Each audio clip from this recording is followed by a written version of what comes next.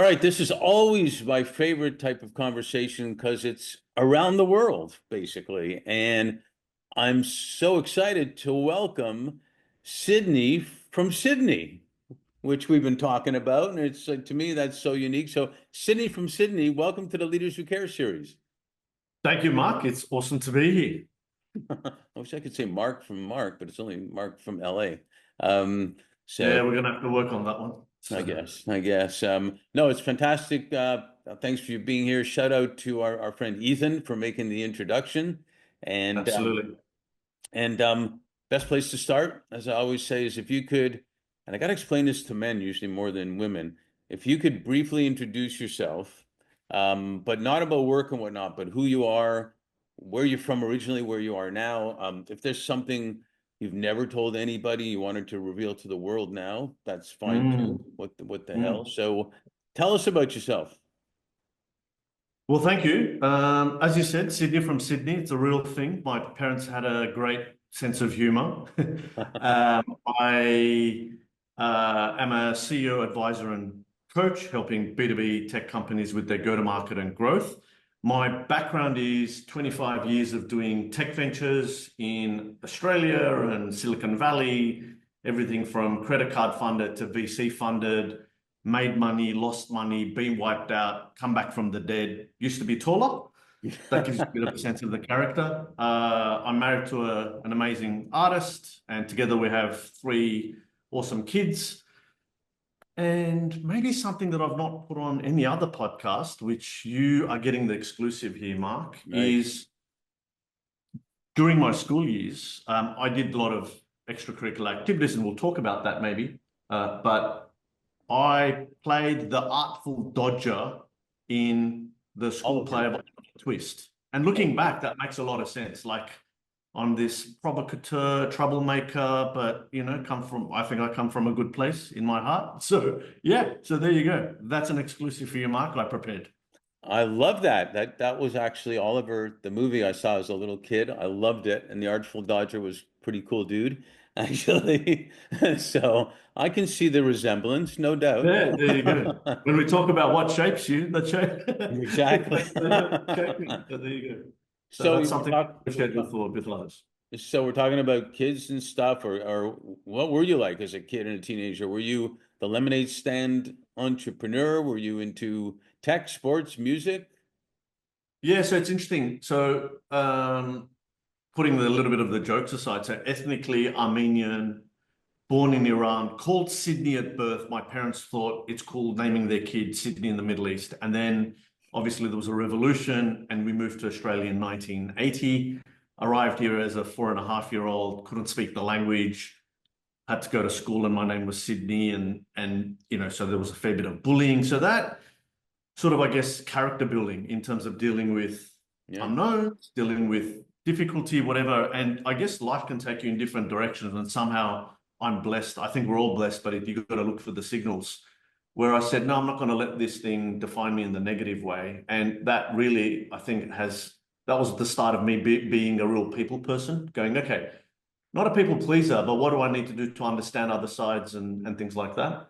And so I guess parents had a big influence on my life. I look at what they did in moving countries, coming to a land that they knew nothing about. Not the way I went from Australia to Silicon Valley with VC money. That's nothing. That's luxury. Like these guys came with nothing, started in a new country. So you look at that and those things shape you as a kid. And you look at their work ethic, their commitment to community. So even today I shake my head and going, wow. And I know this is a typical immigrant story, but they're not No. exclusive to a lot of Yeah. parents have done that in all over the world with different backgrounds and nationalities. But as a kid, that shapes you. And I've really looked up to that. And I still do. And I still have a great relationship with my parents and I love them. And they're alive and around my children. So that's awesome.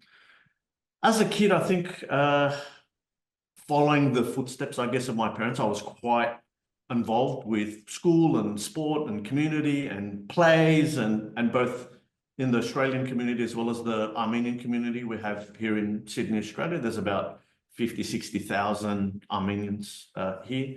And so we've got cultural communities and sporting communities and church and schooling and folkloric dancing and all that good stuff. So I was always involved.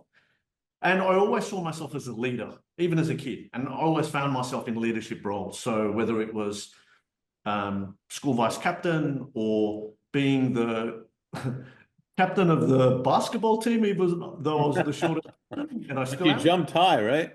Yeah, well, I can talk the talk, right? Get people motivated, get people going, coordinate things. And even when there weren't formal leadership roles, I look back, I go, geez, like I went and created stuff. Like I remember, and in my high school, the business people got together and said, let's put a business community around the principal so that we can, help network and bring in funds and do events and things like that. And I had the audacity to go up to the principal and say, you're running this business council for the benefit of the school, but you don't have any student representation on there. I think I should come and be the student representative. So I used to do breakfast at the Hilton Hotel with the principal and a variety of business people. And even from the age of 15, 16, I started networking, and that landed me holiday work with this Canadian entrepreneur back then. So yeah, I look back, I go, yeah, always had that sort of want to be responsible, had the leadership elements, maybe a little bit ahead of my years, a bit ambitious. Yeah, that's sort of I love a it. sense of childhood. I love it, and I love a Canadian entrepreneur was in the story too. Yeah, there you go. Way to go. Represent.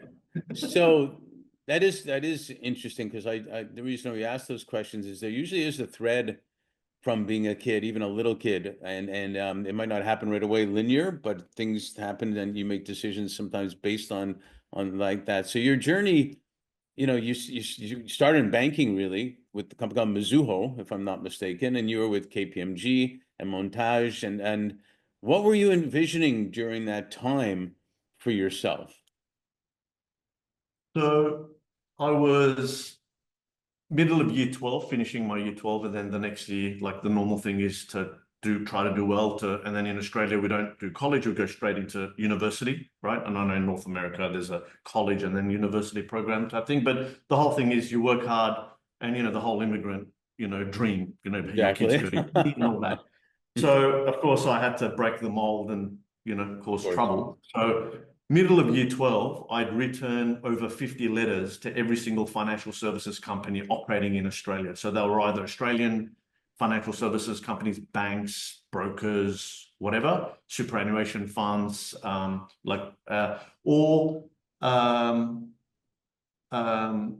50 letters. And I was pitching them on, look, I'm going to finish year 12. I'm going to get into the university course, which I want to do part-time, but I want to work full-time, and that's the way it is. And I got a whole bunch of rejection letters. It was a recession at the time. No one was hiring. My parents kept saying, look, what are you doing working? Go full-time. We'll pay for your university, whatever.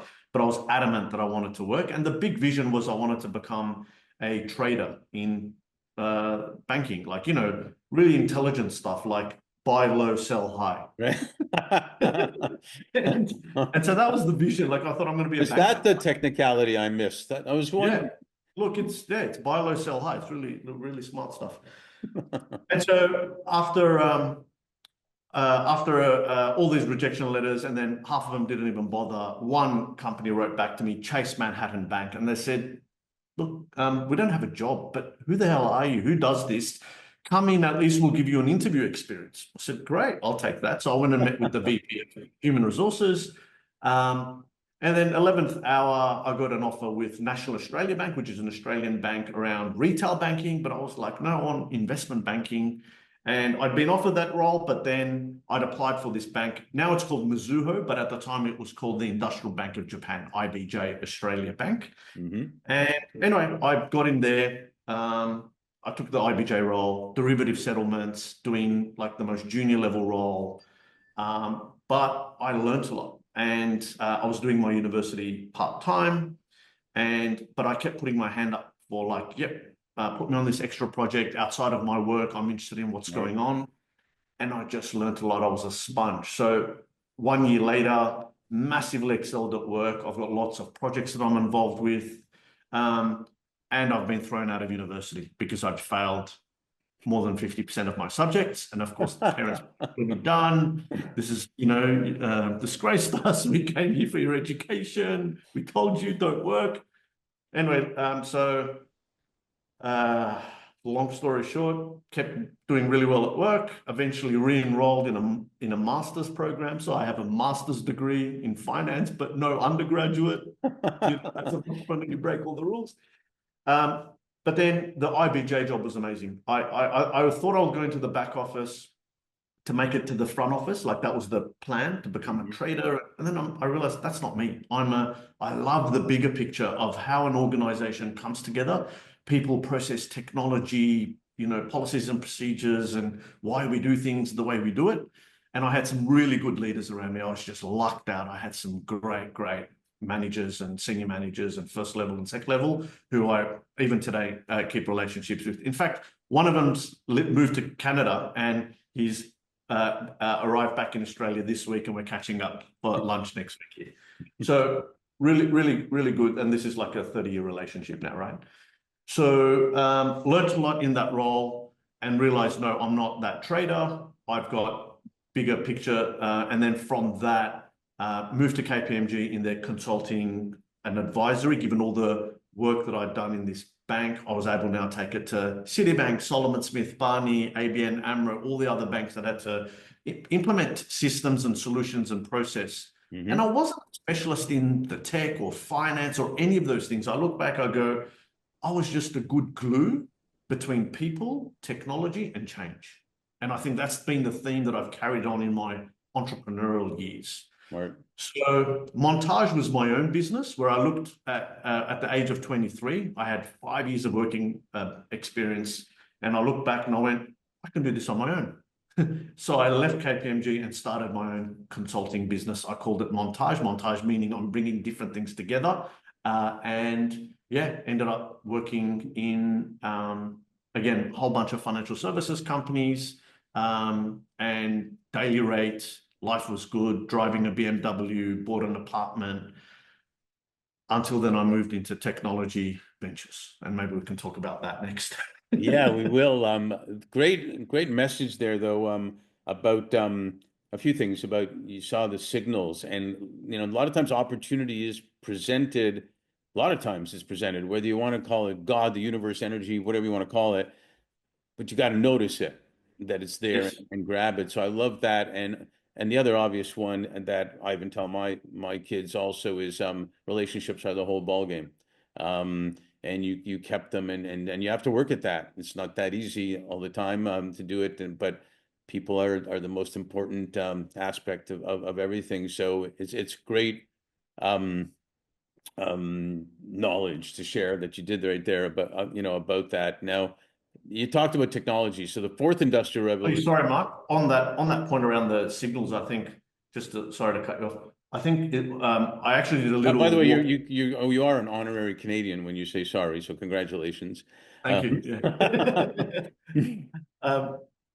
I did a little walk. I do a few little walk and talk videos you've seen, and one of them I did a few weeks ago. And this theme has kept coming up all the time with both the people that I coach, or some of the younger people that I'm mentoring, and some of the older people that are trying to figure out life. And everyone's trying to go, what's my purpose? And do I have a purpose? And what's my vision?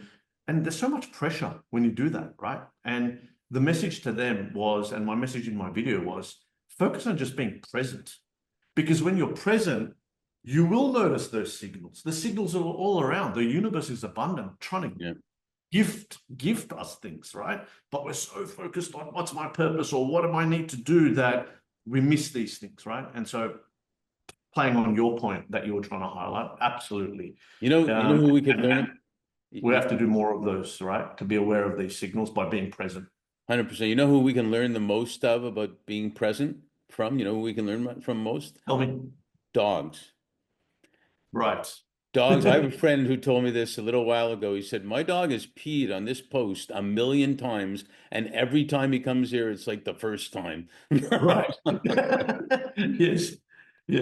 And so they're in the moment. That's right. They're in the moment. Yeah. And that they're able to be aware of things. So. And you're right about, I remember even in school with the guidance counselors and whatnot, you should be this, you should be that, with that. there's so much pressure on, I have to decide what title I'm going to be type of Mm, thing. mm, mm, And so mm. you're so worried about all that, that like you said, you kind of miss maybe what the thing is that you all of a sudden find out excites you the most in life to do. Totally, totally. So you're right on the money. So speaking of technology, the Yes, fourth industrial revolution, if you will, they talk about is really about technology. Now AI for sure, VR, AR, etc. But the fifth they talk about now is also about humanity and how to put them together. Share a little bit about how you moved into technology with, I believe, Think Software, and yes. then you were with Liaise, where you were, coming to the U.S., if I'm not mistaken, and the people voted for you. Apparently, you won the People's Choice Awards, but you won Apparently they did. $1 million Yeah, also. It sounds like. Can you share about all that, and then I want to get into a little bit of your experiences.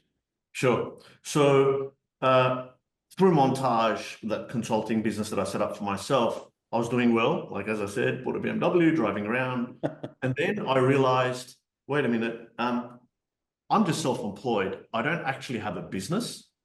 People are just buying me for my time. And as I said, I wasn't quite a specialist in anything. That when I was in banking, they weren't buying my services because I had expertise in pricing or financial modeling or coding. But I would get stuff done. I would get outcomes. I would bring people on the journey. So I was again that good communicator and that glue.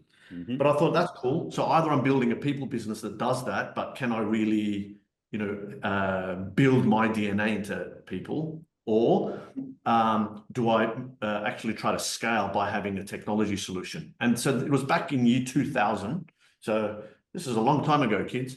When I was looking and going, okay, these large enterprise projects are running, and we go around with Microsoft project plans for the work planning and milestones and tasks and things like that. And then we have Excel spreadsheets for issue tracking and risk registers. And then we have Word documents for management reporting. And, you know, tens of people sit in a project program office to merge all this information to give management a green, amber, or red status of what happened 2 weeks ago, because that's how long it would take to compile the data of where we're at. And I was like, it's year 2000, kids. What the hell are we doing? This is dumb. Why isn't this real time? Why don't we have a central system that if I just update I've done something, everyone has visibility. There's no running around like a headless chicken trying to get status updates.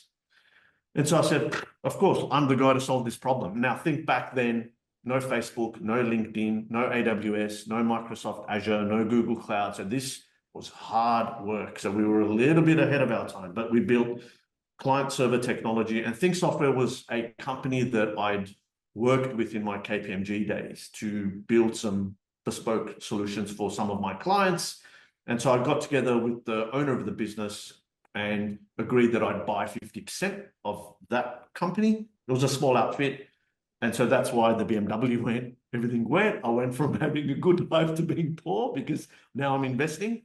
Yeah. And we switched the business from being a services company that did bespoke software development to we said we're going to bring out a project management product. And we did that. And it was a handful of developers at the back and me at the front. I've never sold enterprise software, but I had to learn because now my life depended on it. And I'm now knocking on the doors. And I was quite successful. Commonwealth Bank, largest bank in Australia, Deloitte, Wesfarmers, big industrial, Colliers International. I broke into these places. And of course, we had lots of learnings and I'm sinking money into, building this. Like enterprise software is a different game. And the startup cost back then was way different to what it is today, but massive learnings. And so we were okay, but the product wasn't flying the way I was hoping. We made $1 million, $2 million, but of course, all that money is going to your employees, not to you as a company. Right. So I was like, okay, something's not right here. And I looked deeper and I said, the problem isn't that I'm competing with Primavera that got acquired by Oracle or SharePoint. Actually, the biggest issue is human behavior. Because when you look at it, what we're asking is, Mark, go and do this work. You do the work, you've emailed me, you've texted me, you've given me updates. And then at the end of the week, I'm saying, Mark, can you please again go into this other system of record and do updates because management needs reporting. And you're like, I've already told you, dude, like, let me do what I do. Like, you just want all this extra information. There's nothing in it for me. And if you look at that, that problem still exists today. It hasn't really been solved. And if you look, the true system of record is your email. That's where all the hottest leads are for sales. That's where all the critical issues are for things. Customers don't go and log things. They email the account manager when a problem happens. If there's a hot sales opportunity, you're not going to put it in Salesforce or HubSpot or Pipedrive or whatever. You're going to email the person that is going to go and close that deal and go, look, we've got a lead, go for it. And so we looked at that and went, okay, if we want to do truly something impactful that helps people, rather than be another Me Too project management software, let's try to capture information at the point of creation in their communication using natural language processing, which today we would call AI. But we were attempting this back in 2006-07. I know, it's interesting, right? So Liaise was the US name of the Think Software company. So that was just us going, right, let's create a new entity. We have a new vision. And that's where I raised $1 million in angel money and then 6 million in VC money, packed up wife and kids, moved to Silicon Valley, left the operation in Australia to take care of the old technology and customers. But then we moved and said, this thing we're going to do in the US. And we moved there with my technical co-founder. We hired a team and we were completely in stealth mode because we were doing this thing where you type things in Outlook and it would understand, here's an action, here's an issue, here's a due date, here's the urgency. You sort of get that now with the large LLMs and everything's now integrated, but we were doing that back and we built the language model, we built the categorization. So a lot of work and maybe we were ahead of our time. Probably. And so we launched that, we unveiled ourselves and launched our company at Demo. So there was TechCrunch and Demo. Demo was where VMware, Citrix, Salesforce.com unveiled and launched their businesses. So we thought we're more enterprisey. We're not a Twitter. We're more there. That's the place to launch it. And I did maybe 30 blogger and podcaster interviews ahead of time. So I'd seeded the market and asked them to keep embargo on our story until the day of unveil. And they all acknowledged that. That was amazing. And then we launched a Demo and won the People's Choice Award. And a cool billion. That was the story of doing that and moving to the West. Unfortunately, that venture didn't turn out well. We didn't have quite the product market fit we were after. GFC had hit. We'd run out of money and we didn't have enough traction for what we did. So that was my lose everything, wipe out story, because I'd bankrolled that Think Software business all the way to Liaise. So that lots of learnings out of that. Well, there's the key word is you can either win and lose or you can win and learn, right? Yeah. And the ones that, but and it's not easy, but if you do learn, then you do come back. It's funny, we found that our firm, based on the fact that leaders in their businesses do way better when they're doing good at the same time. And it seems like when you were with, Growth Q and even Contexti, you had a lot of accomplishments building high growth. You had a lot of accomplishments with customers and customers' experience in building growth. So I kind of look at that as, that's where you're doing good in that sense. And you're also doing good, economically. Why was that a passion for you? And was it such a passion that it allowed you to come back from, for some people would get depressed after failing on something like that. Yeah. So you have to have some kind of passion, not to mention drive, to come back that way. How did that happen? So, look, it's hard to say what, like we spoke about the childhood and what shapes you, right? And they're going through the resilience and you're looking to the people around you, how they've dealt with difficulties and whatever. And I was like, and that's where I drew the contrast of, okay, I went to the US with and money.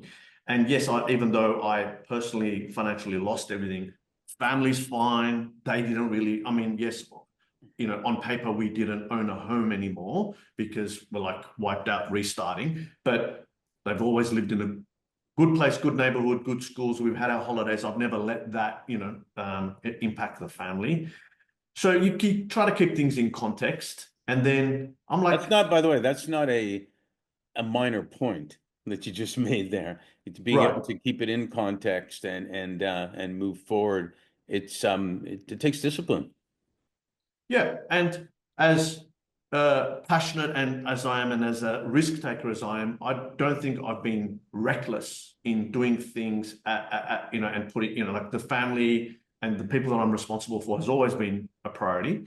So I've always been good at communicating with them, sharing with them openly the ups and downs, but they've also seen how I've responded, going, okay, it's a game, or it's a timing thing. Like Right, I rather have taken a swing than not tried, right? right. And I've learned from this, and this will open the next opportunity. And I'm going to die saying I've taken lots of risks. I've influenced lots of people. I'm not the cup of tea for everybody, but the impact that I've had to have, I've had on the right people. So when I came back from the US, it was literally 500,000 in debt, 3 kids, rented apartment, start all over again. And I looked at the market and I said, massive opportunities coming in cloud, mobility, security, or big data analytics. Big data analytics is very close to the journey that I've been on. Data collection for decision making, as well as that AI NLP thing. I'll build a business in that, but the learnings I took was, okay, values alignment, number one, from a business perspective, right? And sorry, from a personal perspective, values alignment. So anything that I'm going to do, I have to align to my own values with the people that I'm in business with and how I'm doing things. And comebacks and reinvention is absolutely possible. And if we have time, we'll talk a little bit around people development and leadership and some of the frameworks and models that I've built since then because of this learning. But it was like, it's a choice on how I tell the story, and you're not lying to yourself. It's framing it in a way that works for you, right? Right. Because there's many ways to look at any story.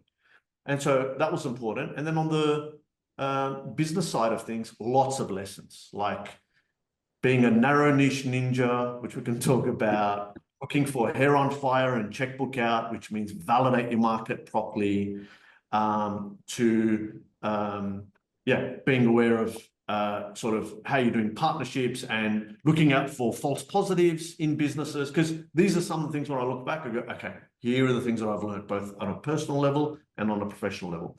So GrowthQ was, again, an advisory thing. That was my period of just covering myself through consulting work until I figured the next venture. But Contexty was a big data business. That was my comeback story, which I built from 2012 to 2019. Did managed services on AI and data platforms. We served Seven West Media for the Rio Olympic Games, Caltex, SAI Global. In fact, I was in Vegas where I did the press release and update with AWS around what we'd done for the Rio Olympic Games with our platform. Wow. And then that business got acquired by a company called Versant, who then got acquired by Telstra last year for about 350 million. So that was my comeback story, being able to go, okay, I've got my mojo back. I've built a business from nothing to something, created value.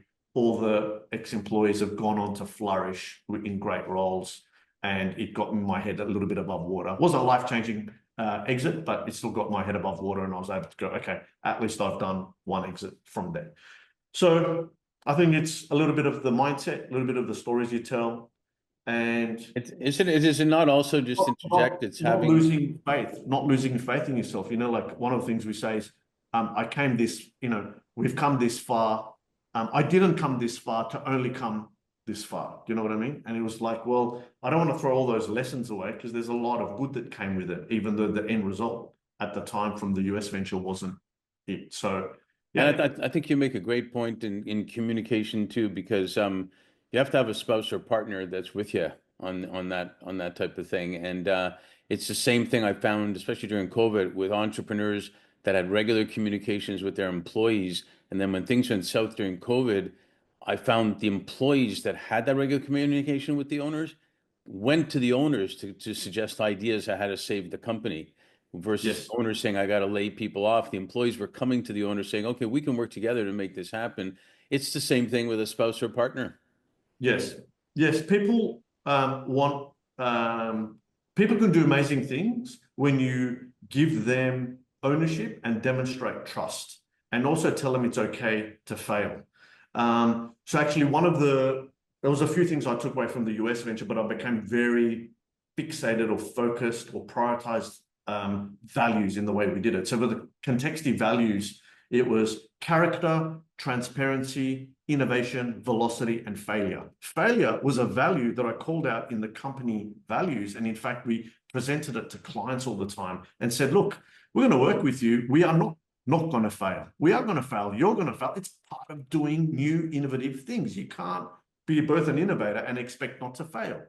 But going back to the first two principles, character and transparency, you can always trust that we're going to come with good character, and we're going to be open about where we're at and what we think you're doing right or wrong as well, in the spirit of getting to the outcome. So back to that communication point, whether it's internal team members, partners, family, customers, so important for us to communicate and We have demonstrate trust. I agree. We have an expression, clear is kind.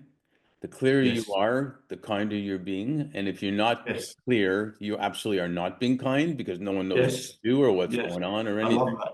Clear is Yeah, kind. Yes. Yes. it's an amazing thing. So a couple more questions. I know, well, one thing we say in LA is we got to keep them wanting more so we can do a sequel. So we'll probably definitely do a sequel. Yes. But we'll come back to, you started a company, a student safety company called Sassian, and which I find fascinating. But I want to go back to where you talked about, you basically talk about celebrating successes and taking pride. I think you said in sharing your failures. In sports, I always found that great coaches always say, and it seems to happen over and over again. In fact, one of my favorite hockey teams, the Florida Panthers, lost the championship game the year before and then won the championship the year after. So Yes. all about learning how to win and learning how to accept your failures. Give us a little more about your thoughts on that whole premise.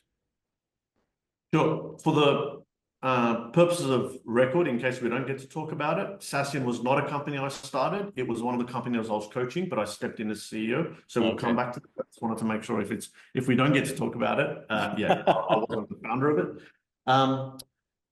it. So the focus being on how do you take failures and what does it mean, and how do you use that as a leverage point?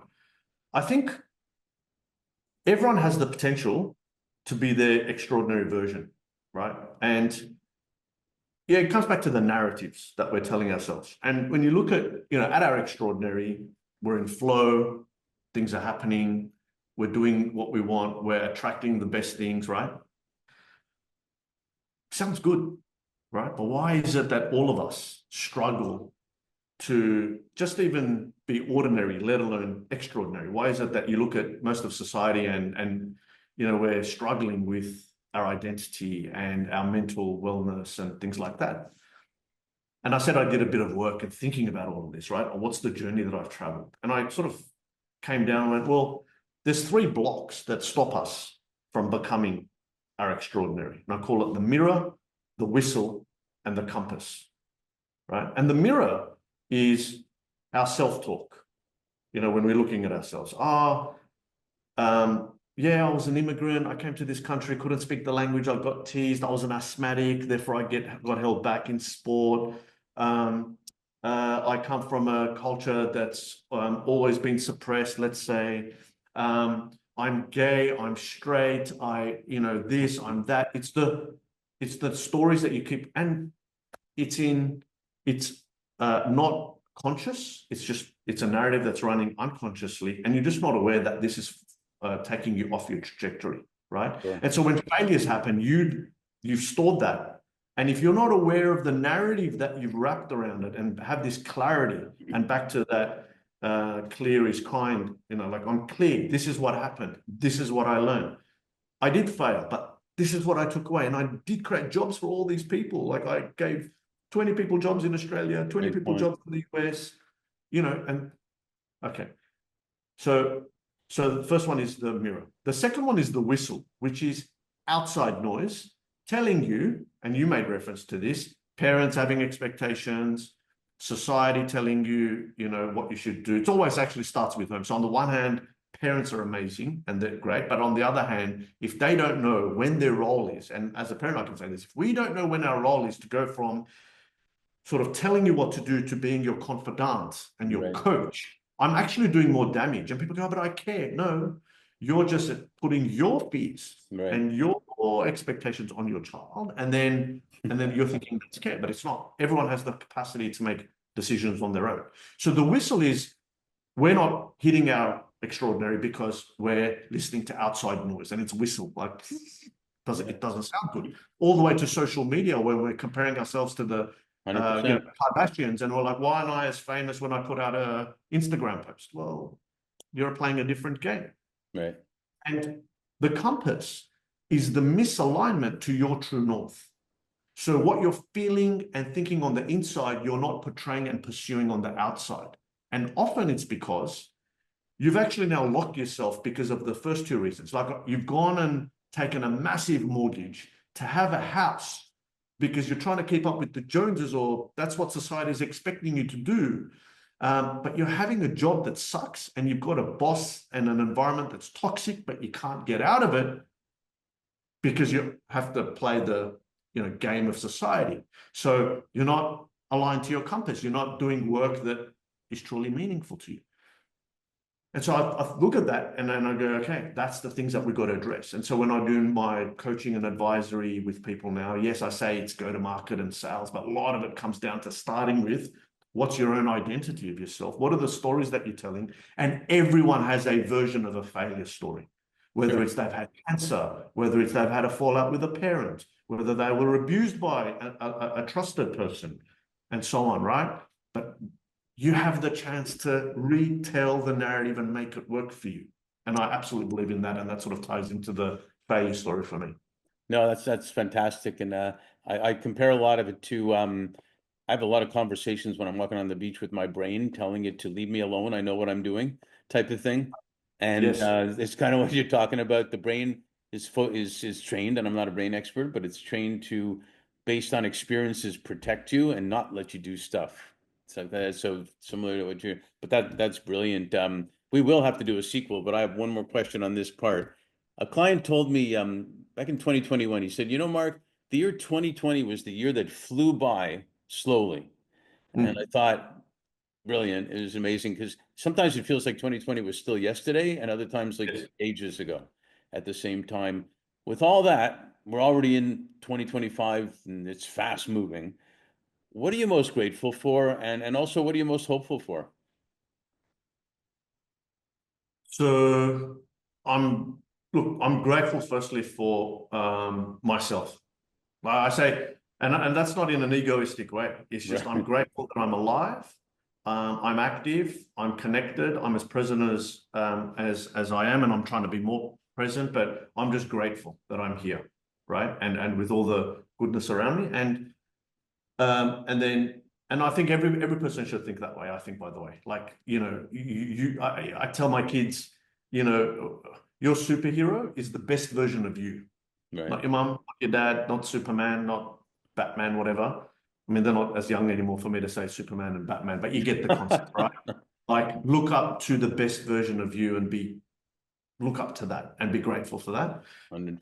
So I'm aspiring for that, and I'm very grateful, and I'm grateful for my parents and my family, my wife, my kids, everything. Like, I'm grateful for this conversation. Like, I think it's almost like saying, what makes you happy or what makes you love? And I'm like, well, you start with happiness and joy, and you start with love, and anything you touch is joy, happiness, love. And therefore, if you just start with gratefulness, you're just grateful for existence, everything's great, right? Yeah. So, 100%. and hopefully I framed it in the right way, that's not a cop out. It's truly grateful and loving for everything.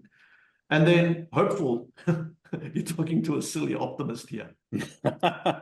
You know, I absolutely believe in humanity. Like with all this AI stuff going on and the doom and gloom, and Like we live in an amazing time. Yes, you know, will the robots come and will they take over? Who bloody knows? We don't know. It doesn't matter. Like, but I believe humans will keep pushing, pulling.